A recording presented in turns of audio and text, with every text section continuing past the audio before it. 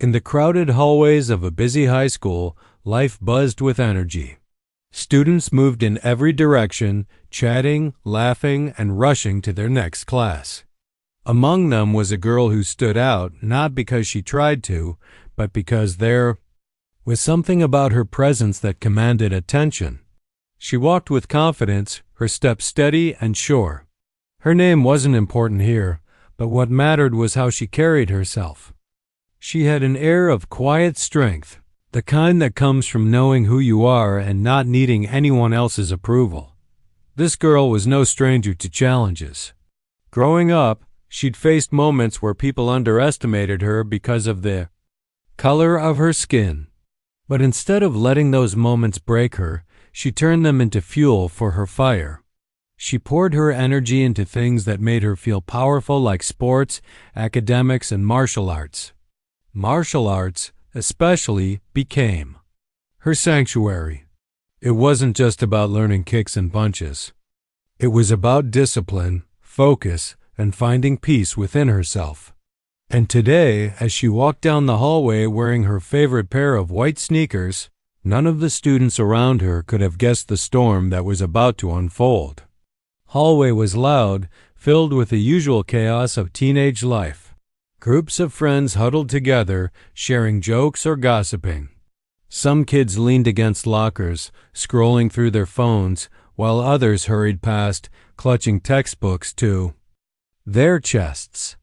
Amidst all this noise, one particular group caught her eye, or rather, they caught everyone's eye. They were the kind of boys who always seemed to be at the center of attention. Loud, boisterous, and often obnoxious, they thrived on making themselves seem bigger than they really were. As the girl passed by, one of the boys looked up. He smirked when he saw her approaching. His friends noticed too, and soon the whole group fell silent, watching intently. At first, the girl didn't think much of it. She kept walking, assuming they were just being their usual rowdy selves. But then, without warning, the boy did something unexpected. Something cruel. Something calculated to humiliate. He spat.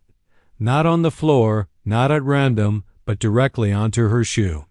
The wet splatter landed right on her pristine white sneaker, leaving a dark mark that stood out starkly against the clean canvas. For a brief moment, time seemed to stop. The girl froze mid-step, her mind struggling to process what had just happened. Around her, the hallway went eerily quiet. Even the boys, who had probably expected her to react with anger or tears, seemed taken aback by the sudden stillness. Slowly, deliberately, the girl stopped walking. She didn't scream. She didn't shout. Instead, she turned to face the boy. Who had done it? Her expression was unreadable, but her eyes told a different story. They burned with a quiet intensity, a mix of disbelief, hurt, and something else, something dangerous. The boy, sensing the shift in the atmosphere, took a small step back. His smirk faltered, replaced by a flicker of uncertainty. "What's your problem?" he muttered, trying to sound tough. His voice wavered slightly, betraying his nerves.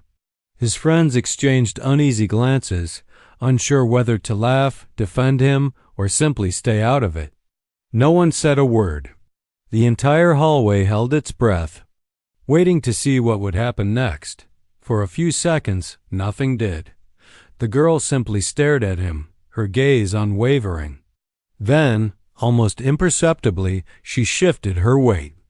To anyone watching closely, it might have looked like she was preparing for something, and perhaps she was. Because in the blink of an eye, before anyone could react, she moved. Her legs shot up in a blur of motion, a perfect spinning kick executed with precision and power. The impact sent the boy stumbling backward, arms flailing as he crashed onto the floor. Gasps erupted from the crowd. Some students clapped instinctively, while others covered their mouths in shock. The boy lay sprawled on the ground, groaning and clutching his side. His face was red, partly from embarrassment and partly from pain. The girl didn't say a word. She straightened up, brushing imaginary dust off her jeans as if nothing extraordinary had just occurred. Then, looking down at the boy, she spoke. Her voice was calm but firm, each word carrying the weight of someone who knew exactly what they were talking about. "Respect isn't something you're born with," she said, her tone icy. "It's something you earn. And right now, you've lost mine." Her words hung in the air, echoing louder than any shout ever could. The boy blinked up at her, speechless. For once he had nothing to say. His friends hovered nearby, torn between loyalty and fear. Meanwhile, the rest of the hallway remained frozen, the collective silence speaking volumes. Teachers arrived shortly after, summoned by the commotion. As they ushered both the girl and the boy toward the principal's office, whispers rippled through the crowd. Everyone wanted to know, who was this girl? Where had she learned to fight like that? And most importantly, what would happen next? Little did they know, this incident was only the beginning. What started as a single act of defiance would soon ripple outward, touching lives far beyond the confines of the high school hallway. The hallway buzzed with hushed whispers as the girl and the boy were led away by teachers. The scene had unfolded so quickly that many students struggled to make sense of what they'd just witnessed. Some replayed the moment in their minds, the sharp sound of the kick, the thud of the boy hitting the floor, and the icy calmness in the girl's voice afterward. It was like something out of a movie, but this wasn't fiction. This was real life. As the two were taken to the principal's office, the boy limped slightly, still clutching his side. His face was flushed with embarrassment, and every step seemed heavier than the last. He kept glancing at the girl, half expecting her to say something or even lash out again. But she didn't. She walked ahead, her posture straight, her expression unreadable. To anyone watching, it almost felt like she wasn't affected at all. Inside, though, her mind was racing. She replayed the incident over and over in her head. Why had he done it? What made him think it was okay to spit on her shoes? Was it because of her race? Or was it just some twisted attempt to feel superior? Whatever the reason, she knew one thing for sure. She hadn't let him get away with it. And she wouldn't have changed a thing about how she handled it. Still, deep down, she wondered if people would understand why she reacted the way she did, or if they'd judge her for losing her cool. When they reached the principal's office, the tension between them was palpable. The boy slumped into a chair, avoiding eye contact with anyone. The girl, on the other hand, sat upright, her hands resting calmly on her lap. She didn't look angry anymore. Instead, there was a quiet determination in her eyes. The principal, a middle-aged woman with a no-nonsense demeanor, wasted no time getting to the bottom of things. "All right," she began, folding her arms across her desk. "I want to hear exactly what happened, one at a time." The boy went first, stumbling through his version of events. He tried to paint himself as the victim, claiming that the girl had overreacted and attacked him without provocation. His voice wavered as he spoke, betraying his nerves.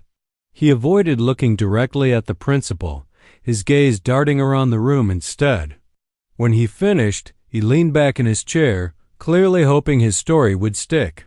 Next, it was the girl's turn. She didn't hesitate. In a calm, steady voice, she recounted everything: the spit on her shoe, the mocking smirk, and finally, her decision to act. She didn't raise her voice or try to embellish the truth.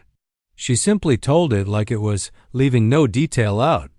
Her words carried a weight that couldn't be ignored, and the principal listened intently, nodding occasionally. But the principal wasn't the only one listening. Outside the office, a small crowd of students had gathered, eager to catch snippets of the conversation. Word spread quickly among them that the boy was trying to twist the story, making it seem like he was the one who'd been wronged. Frustration bubbled up among the bystanders. They knew better. Many of them had seen the whole thing unfold, and weren't about to let him get away with lying. One student, a shy girl who rarely spoke up, decided she'd had enough. She stepped forward and knocked on the office door. When the principal opened it, the girl cleared her throat nervously before speaking. I saw what happened," she said softly. "He spit on her shoe first. Everyone saw it. He's lying." Her voice was barely above a whisper, but her words carried immense power. Others chimed in, backing her up. A boy added, "Yeah, he did it on purpose. We all saw it." Another student nodded vigorously, saying, "It's true. Ask anyone." The principal raised an eyebrow, clearly intrigued. She turned back to the boy, who now looked like he wanted the ground to swallow him whole. "Is this accurate?" she asked, her tone sharp. The boy stammered, trying to defend himself, but his excuses fell flat. There was no denying it not. When so many witnesses were willing to speak up to confirm the accounts, the principal decided to review the security footage from the hallway. Within minutes, the truth became undeniable. The camera captured everything: the boy leaning casually against the lockers, the deliberate act of spitting on the girl's shoe, and the girl's swift retaliation. Watching the video, the principal sighed heavily, shaking her head. "This is serious," she said, addressing the boy. "What you did was disrespectful and unacceptable. You provoked her, and your actions have consequences." The boy sank lower in his chair, his face pale. For once, he didn't have a comeback. He muttered a weak apology, but it was clear he was more concerned about saving face than genuinely making amends. The principal wasn't convinced. After a brief discussion, she handed down her decision. The boy would be suspended for 3 days and required to attend anger management counseling. As for the girl, while the principal acknowledged that her response had been extreme, she commended her for maintaining composure during the investigation and standing up for herself. Not everyone agreed with the outcome. Some teachers praised the girl for handling the situation assertively, while others questioned whether physical force was justified. Among the students, opinions were divided too. Some saw her as a hero, someone who stood up to bullying and prejudice. Others whispered behind her back, calling her aggressive or intimidating, but none of that mattered to her. She knew she'd done what needed to be done. Later that day, as the news of the suspension spread throughout the school, the atmosphere shifted. Students who had previously stayed silent about similar incidents began sharing their own stories. One girl revealed how she'd been teased for her accent. A boy talked about being mocked for his clothes. Slowly but surely, the tide was turning. People started realizing that what had happened in the hallway wasn't just about one person. It was about a culture of disrespect that needed to change. For the boy, the fallout was immediate and painful. His friends distanced themselves from him, embarrassed by his behavior. At home, his parents were furious. They grounded him and insisted he write a sincere apology to the girl. Reluctantly, he obeyed, scribbling a short note admitting his mistake and promising to do better. When the girl received the letter, she read it carefully, weighing his words. Did he mean it? Or was it just another attempt to save face? She didn't respond right away. Instead, she thought long and hard about forgiveness. Could she forgive him? Should she? Ultimately, she decided to give him a chance, but only because she believed in second chances, not because she trusted him completely. She made it clear, however, that any repeat of his behavior would come with consequences far greater than a single kick. As the day came to an end, the girl returned home, exhausted but resolute. She slipped off her sneakers, inspecting the spot where the spit had landed. It was still there, faint but visible. She smiled to herself, not because she enjoyed the memory of the incident, but because she knew she'd stood her ground. She hadn't let anyone belittle her, and in doing so, she'd sent a message to everyone around her. respect isn't optional, it's earned. And if you forget that, don't be surprised when someone reminds you in the most unforgettable way possible. The days that followed the incident felt like a whirlwind for everyone involved.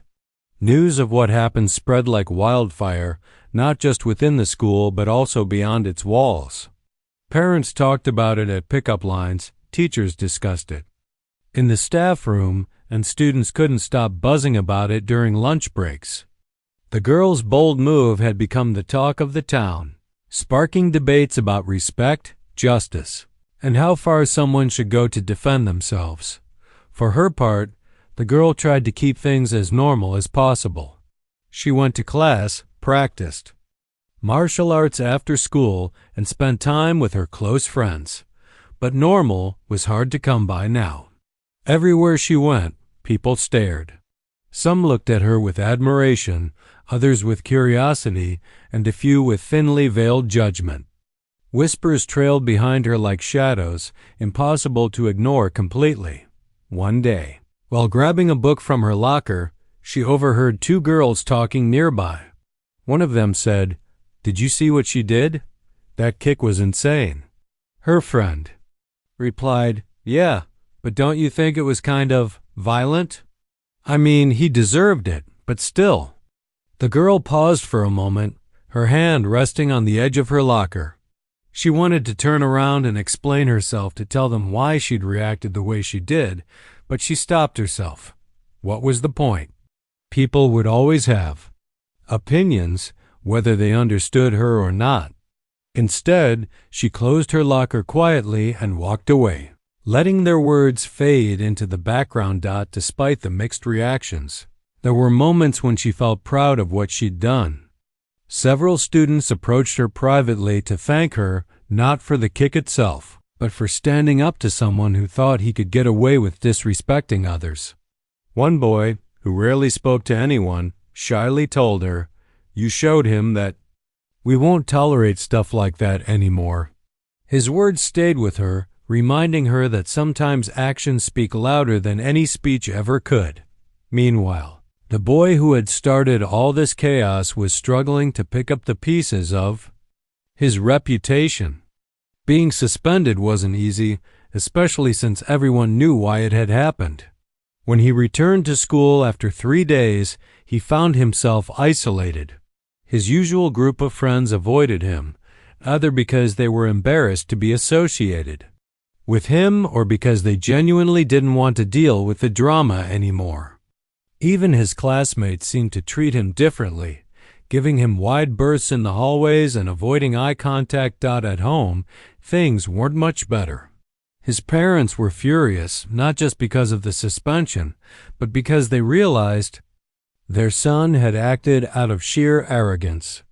They lectured him endlessly, drilling into him the importance of respecting others regardless of differences. "Do you understand what you've done?" his mom asked one evening, her voice trembling with frustration. "You humiliated her in front of everyone, and for what? To feel big? To prove something? Well, look where that got you." He didn't argue. There was no denying that he'd messed up, and deep down, he knew it. For the first time in his life, he began to question his behavior, not just toward the girl, but toward other people too. Had he been cruel without realizing it? Had he hurt others in ways he hadn't considered before? These thoughts weighed heavily on him, gnawing at his conscience. As part of his punishment, he was required to attend anger management sessions twice a week.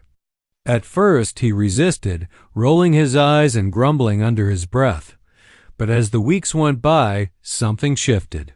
During one session, the counselor asked the group to reflect on moments when they'd hurt someone unintentionally. The boy hesitated. Before speaking, his voice barely audible. "I spat on this girl's shoe," he admitted. "Not because I hated her, but because I wanted to feel powerful, I guess. And then she kicked me, and everyone saw it. It was awful." The counselor nodded, encouraging him to dig deeper. "How do you think she felt in that moment?" She asked gently. He paused, thinking back to the hallway. He remembered the shock on her face, the way she'd frozen for a split second before turning to face him. "Humiliated," he finally said. "She must have felt humiliated. Just like I did when she kicked me." It was a small step, but it was progress. Slowly, he began to see the world through a different lens. He started paying attention to how he treated people, catching himself whenever he slipped into old habits. It wasn't easy change, never is, but he was determined to make amends, even if it meant starting small. Back at school, the ripple effects of the incident continued to unfold. Inspired by the girl's courage, more students began speaking out against bullying and prejudice. A group of seniors organized a workshop on diversity and inclusion, inviting guest speakers to talk about the importance of treating everyone with dignity and respect. Even some teachers joined in, using classroom discussions to address issues of bias and discrimination. The girl noticed these changes, and while she didn't take full credit for them, she felt a sense of pride knowing that her actions had sparked something meaningful. Still, she remained grounded, focusing on her own life rather than seeking recognition. Martial arts remained her anchor, providing her with both physical strength and mental clarity. In fact, she decided to enter an upcoming regional tournament, a decision that thrilled her teammates and coaches alike. Training for the competition consumed most of her free time, but she didn't mind. Every punch, every kick, every movement reminded her of why she loved martial arts in the first place. It wasn't about violence. It was about discipline, focus, and finding balance. As the tournament date approached, she poured everything she had into preparation, determined to give it her best shot. On the day of the event, the gymnasium buzzed with excitement. Students, teachers, and parents filled the bleachers, cheering loudly for their favorite competitors. When the girl stepped onto the mat, a wave of applause swept through the crowd. She smiled faintly, feeling the weight of their support. This wasn't just about winning, it was about proving to herself that she could rise above adversity and shine on her own terms. Her matches were intense, each one testing her endurance and skill. But she fought with grace and precision, earning points steadily and leaving her opponents impressed. By the time the final round arrived, the entire audience was on their feet, chanting her name. With one last powerful kick, she secured her victory, raising her arms triumphantly as the referee declared her the winner. As she stood there, holding the trophy high above her head, she allowed herself a rare moment of celebration. This wasn't just a win in the tournament. It was a win for every person who had ever been underestimated, disrespected, or pushed aside. It was a reminder that strength comes in many forms, and sometimes standing your ground is the bravest thing you can do. But even as she basked in the glory of her achievement, she knew the journey wasn't over. Life would continue to throw challenges her way, and she'd face them head on, just as she always had. Because at the end of the day, she wasn't fighting for trophies or applause. She was fighting for respect for herself and for everyone else who deserved it. And that, she realized, was a battle worth waging. The aftermath of the tournament brought a new kind of energy to the school. The girls' victory wasn't just celebrated as an athletic achievement, it became a symbol of resilience and empowerment. Her classmates began to see her in a different light, not just as someone who could throw a powerful kick, but as someone who stood for something bigger than herself. Conversations about respect, fairness, and standing up against injustice started happening more openly, sparked by the ripple effect of that single moment in the hallway. For the girl, life didn't change overnight. She was still the same person she'd always been: focused, disciplined, and quietly confident. But now, people were paying closer attention to what she said and did. Some students approached her with questions, wanting to know how she stayed so calm under pressure, or where she found the courage to stand up for herself.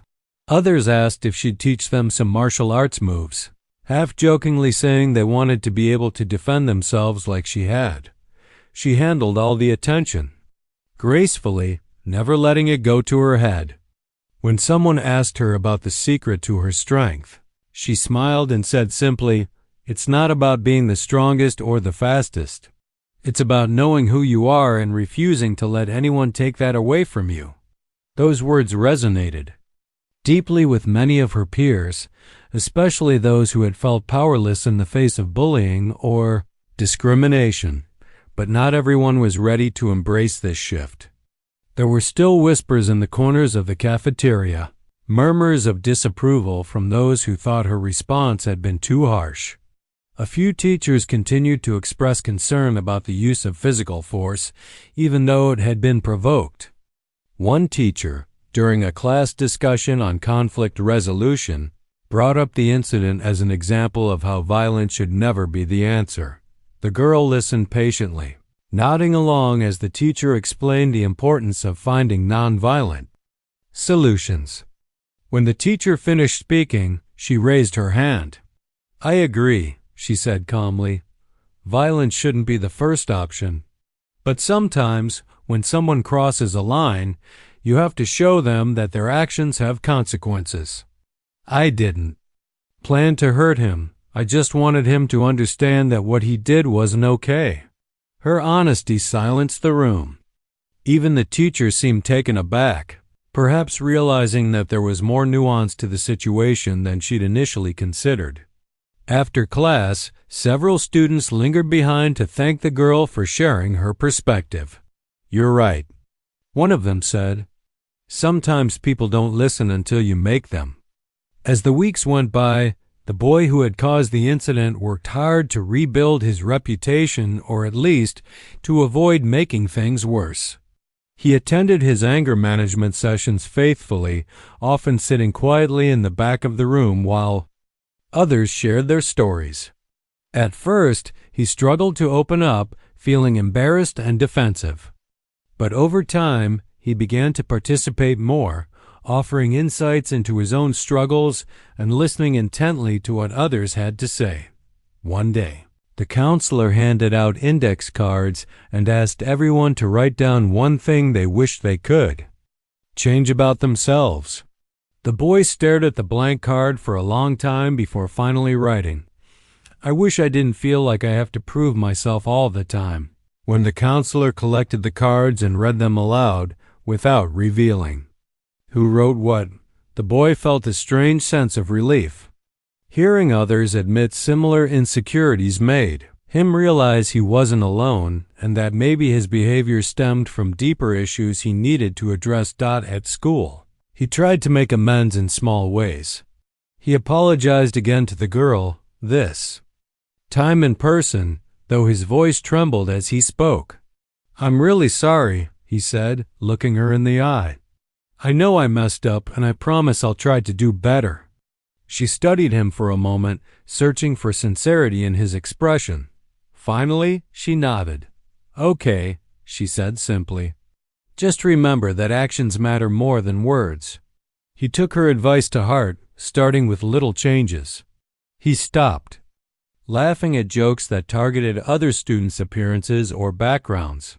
He volunteered to help clean up after school events, something he'd never done before.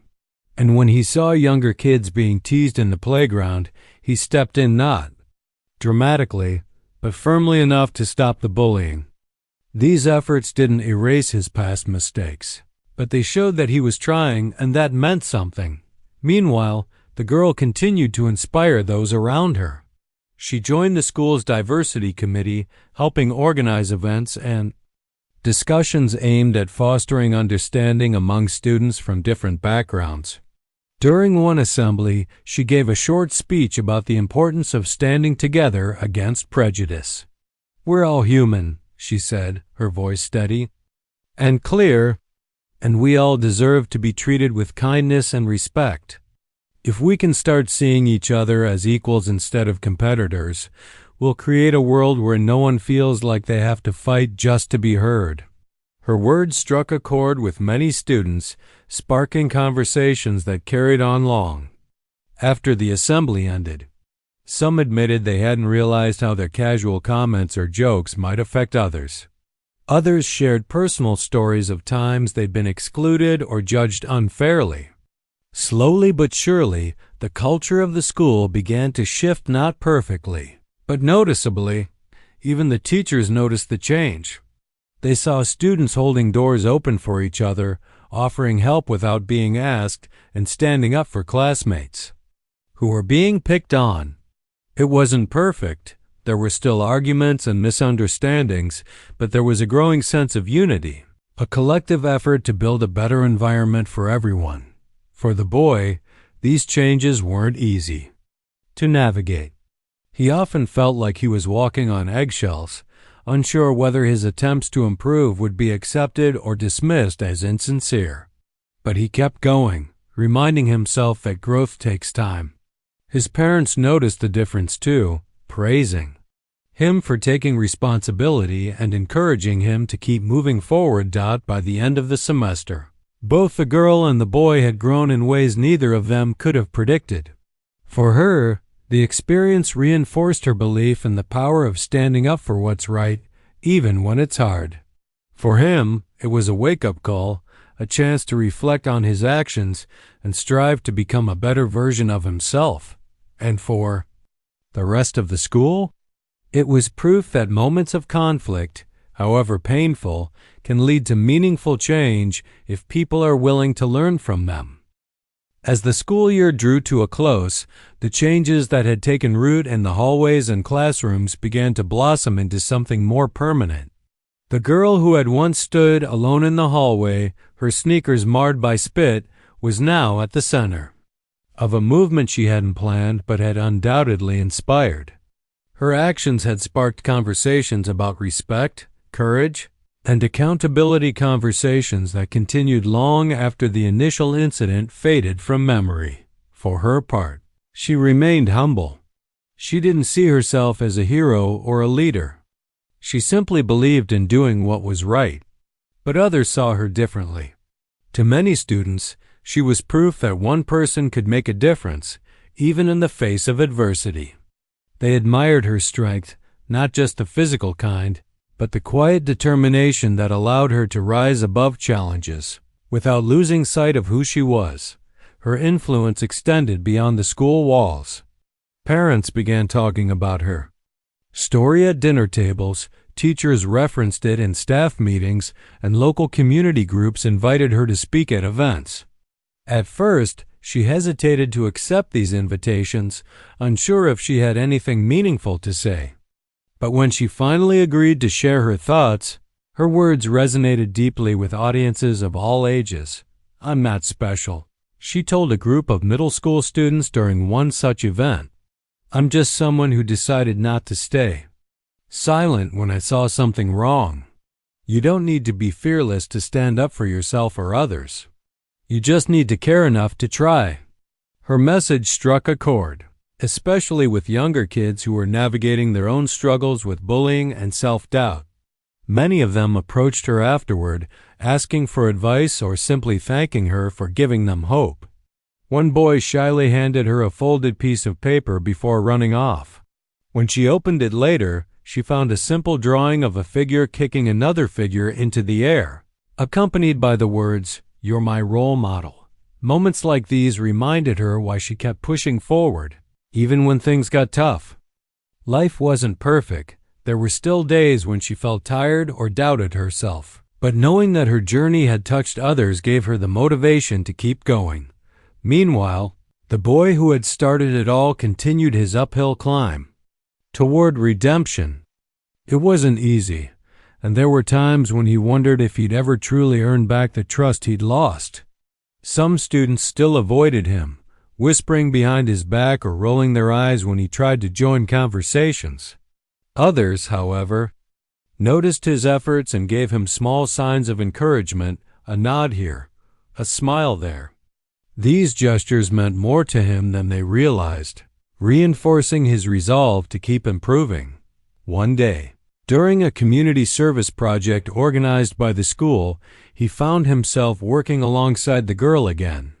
They were tasked with painting a mural on the side of a local youth center, a vibrant design meant to celebrate diversity and unity. At first, they worked in silence, each focused on their section of the wall. But eventually, curiosity got the better of him. "Do you think people will ever forget what happened?" he asked cautiously, dipping his brush into a can of blue paint. She paused, considering his question. "Probably not," she admitted, "but maybe that's not a bad thing. If it reminds people to treat each other better, then it's worth remembering." He nodded slowly, absorbing her words. "I guess I just want them to see that I'm trying," he said softly, "even if it takes a while." "They will," she replied, surprising him with a faint smile. "Just keep showing up."